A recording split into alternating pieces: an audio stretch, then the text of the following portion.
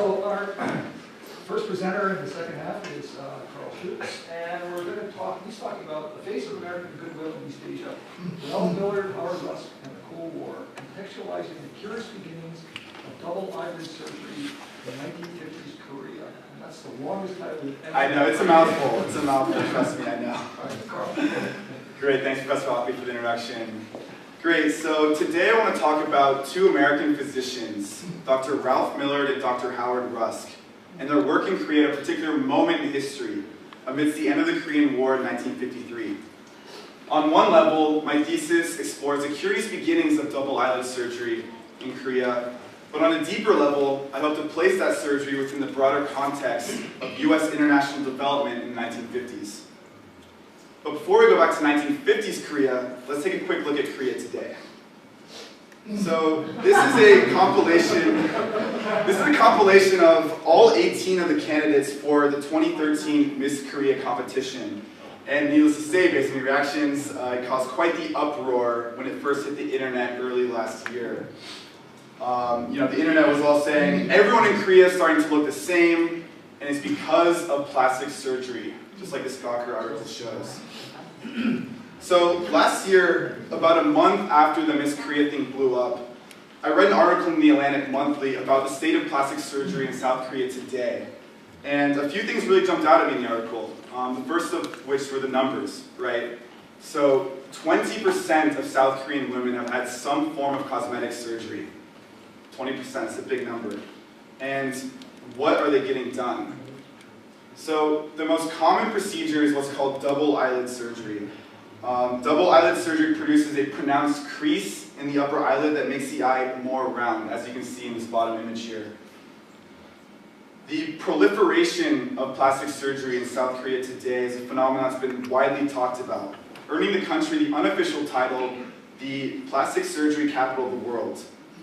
And the state of plastic surgery in South Korea today is well worth mentioning, but like I said, my research takes me back to the 1950s. So this is the other part of the Atlantic article that really surprised me. Dr. Ralph Millard performed the first recorded double eyelid operation in South Korea. Who is Dr. Ralph Millard, and what was he doing in Korea? And with that spark of curiosity, a thesis was born. So, who was Dr. Ralph Millard? Let me give you a quick bio.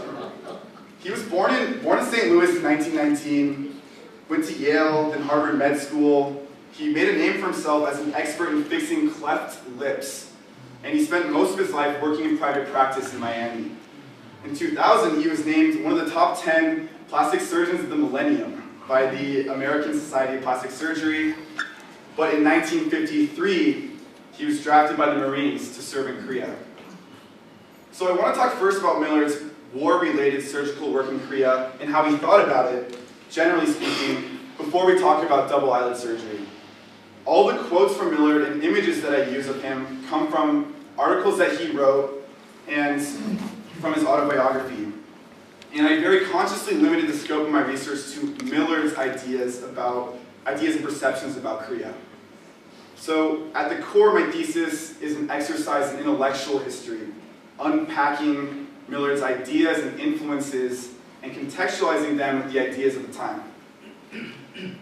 So Millard arrived in Korea in November 1953, determined to incorporate plastic surgery into the Marine Corps' higher-level directive to perform rehabilitative work on the war-ravaged Korean people. So the Korean War had ended 4 months earlier, and there was plenty of work to be done. Most of the work he did was reconstructive, repairing cleft lips, working with lepers, fixing natural deformities, and healing war-related damages like napalm burns. The great potential he saw for reconstructive plastic surgery work led him to say about his post in the country, "This was indeed a plastic surgeon's paradise." So before we go any further, I want to say a few words about what was going on in Korea in 1953 when Millard arrived, and in particular the ever-increasing importance of the Korean Peninsula to US policymakers in Washington. Korea was a key Cold War zone, and there were a few things that gave Korea significance in the Cold War. In 1948, Korea was divided into Soviet-occupied North and US-occupied South.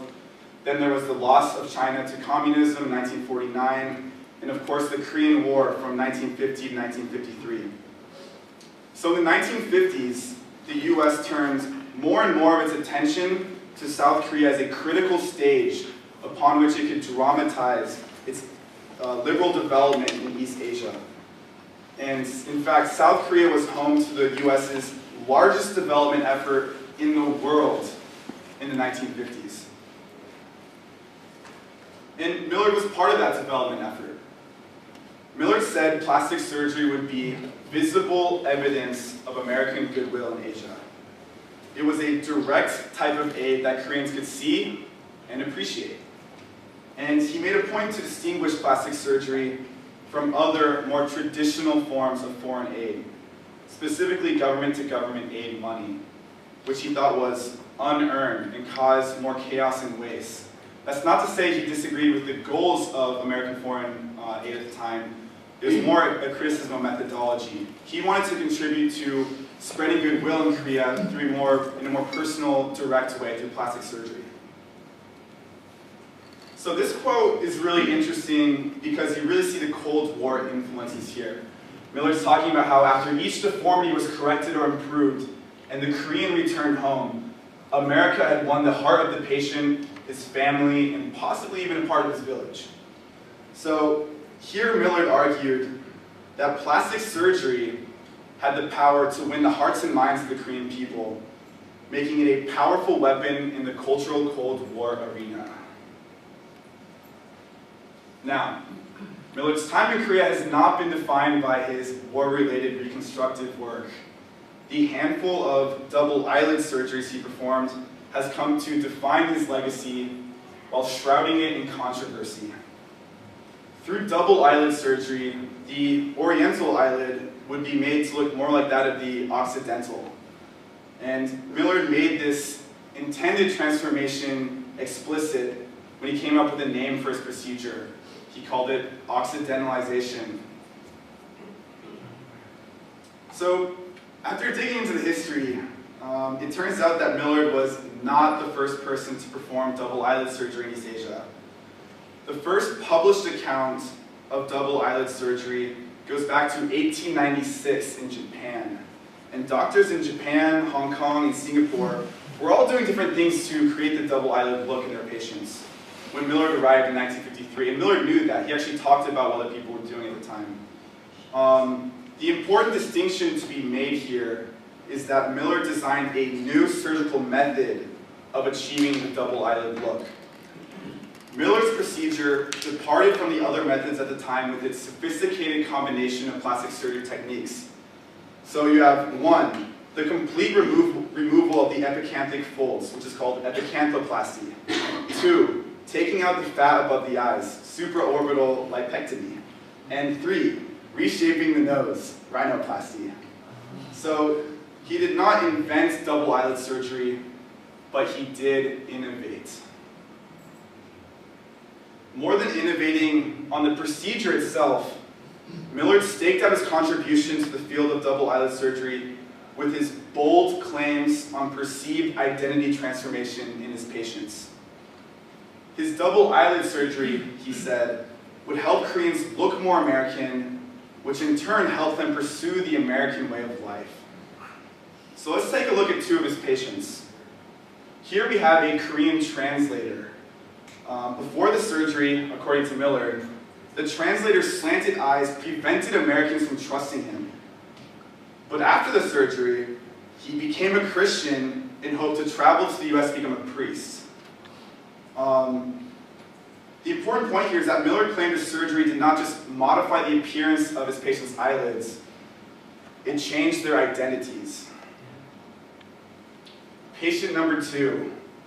Here we have a Korean prostitute who serviced American GIs. Her motivations were economic, and here's a great case of how the surgery was wrapped up in American power and in particular sex. So, according to Millard, the core of his double eyelid patients were Korean prostitutes trying to look more attractive to American troops.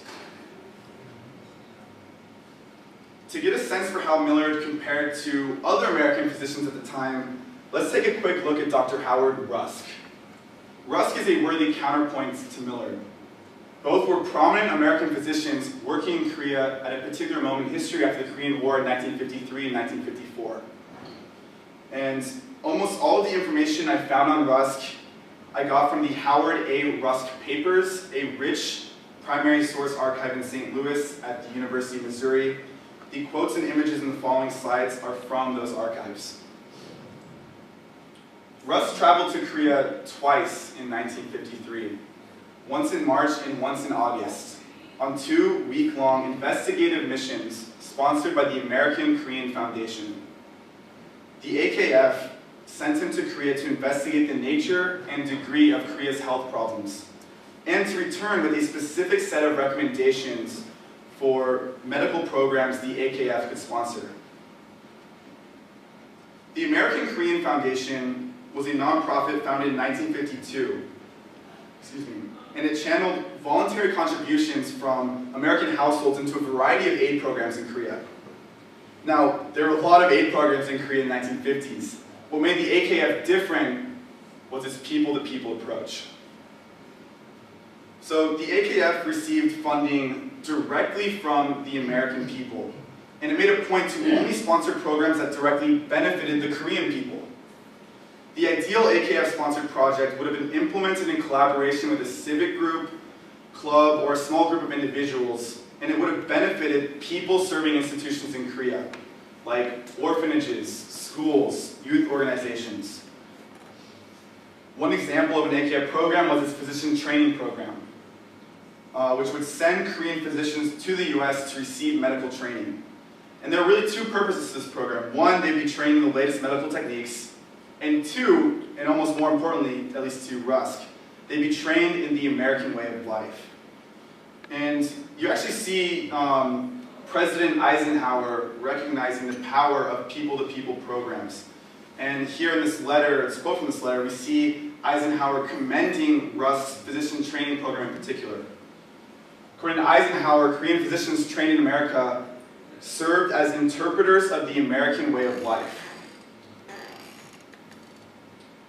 Rusk firmly believed in the transformative power of the AKF's people-to-people programs in turning Koreans from gooks to friends. At a fundraising luncheon in New York City in July of 1953, Rusk spoke about how charitable works changed GIs' attitudes and made Koreans friends. Interestingly, in this quote, nothing about the Koreans themselves changed. All that changed were the attitudes of American GIs. So it's funny, this project all came about after reading about Ralph Millard in the Atlantic Monthly. And initially I wanted to understand why Millard, of all people, invented double eyelid surgery in East Asia, right? I realized pretty quickly, though, that Millard did not invent double eyelid surgery. And even if he had, it would have been almost impossible to connect his eyelid surgery in 1953 to the plastic surgery in Seoul today. The focus of my thesis quickly evolved then into an exercise in intellectual history. I ended up unpacking Millard's writing and about the surgery and tracing out how his ideas and language conformed to the ideas about nation building and development that were vogue in policymaking circles in Washington at the time. Millard and Rusk, his counterpoint, both shared a common motive to turn Koreans from gooks to friends. Millard through double eyelid surgery, and Rusk through the personal connections embedded in his people-to-people programs. The motives aligned with the basic goal of US international development programs at the time, to persuade people abroad that their aspirations were best achieved by following in the footsteps of the United States. If we can draw any conclusion about Millard and Rusk's work in Korea, it is that their work exemplified the type of bottom-up efforts led by individual Americans that came to define the great American mission in the post-World War II international development arena. So revisiting Rusk in my thesis broadens the scope of the historical debate on Korean double eyelid surgery and makes it less about Millard the individual and more about US influence and power in Korea in the 1950s and beyond. Thank you.